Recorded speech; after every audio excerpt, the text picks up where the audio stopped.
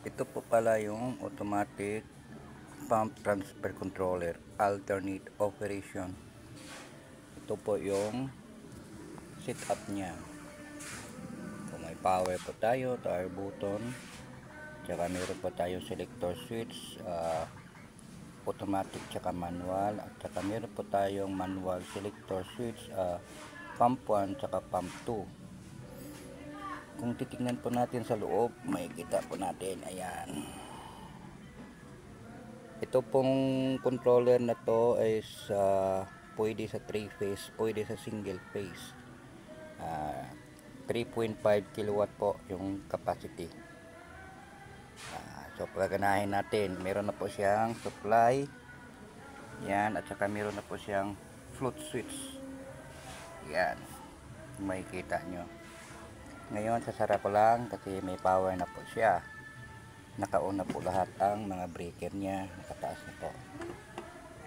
Sara ko lang po siya.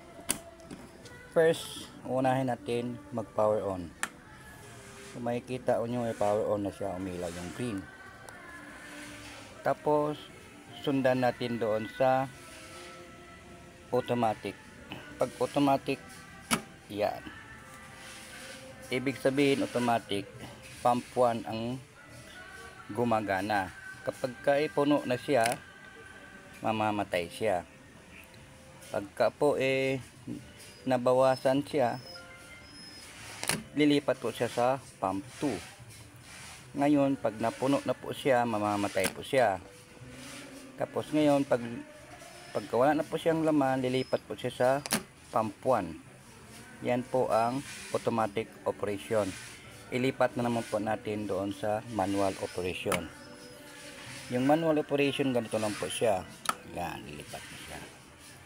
Pag manual operation, pag pinili mo yung pump 1 dito, gumagana yung pump 1. Pero pagka puno na siya, mamatay ang pump 1.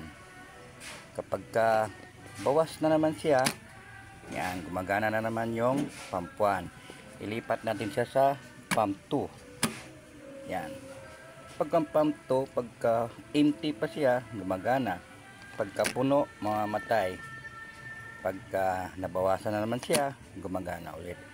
Yan po ang operation ng automatic pump transfer controller, alternate operation. Salamat po sa panonood. Thank you. Bye-bye.